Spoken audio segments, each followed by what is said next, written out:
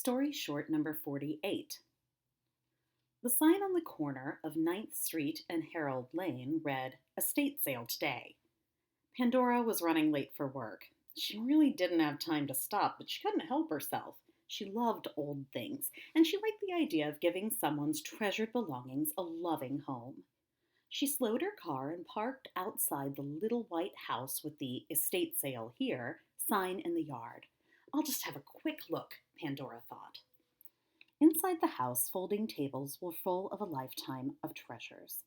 There were pots and pans, books, furniture, and more.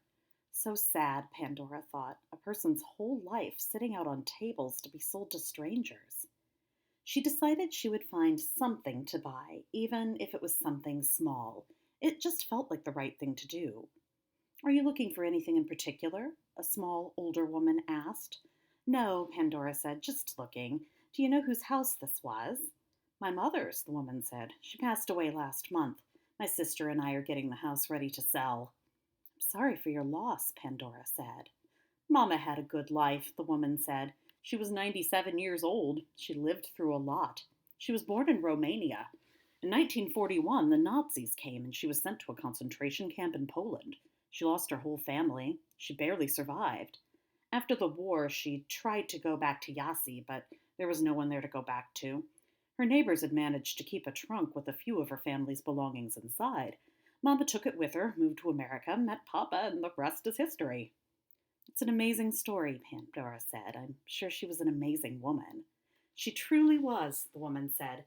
"I couldn't have asked for a better mother. She was always very protective of my sister and me, sometimes a little too protective." The woman smiled. So did Pandora. "I'd love to buy something of your mother's," Pandora said. "I'd be honored to have something that had belonged to such a wonderful woman."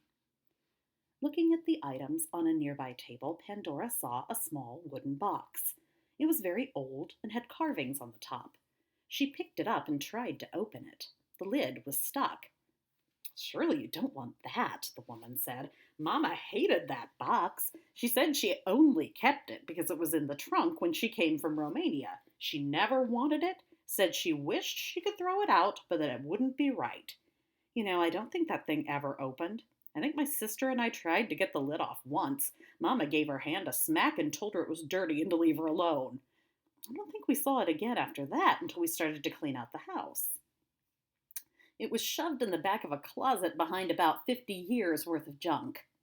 "It's very unique," Pandora said, running her finger over the carved lid. "How much?" "For that thing?" the woman laughed. "Goodness, just take it." "Thank you so much," Pandora said. "I promise I'll take good care of it." That night at home, Pandora sat at the kitchen table. She'd been trying to pry the lid off the box for the past hour. Just when she was ready to give up, the lid came away with a soft whoosh. The room filled with a terrible smell like rotting meat, and the air turned icy cold. Pandora felt something brush against her ear. She felt suddenly afraid. An eerie voice whispered, "A scheinen Dank," before a sudden wind blew open the door.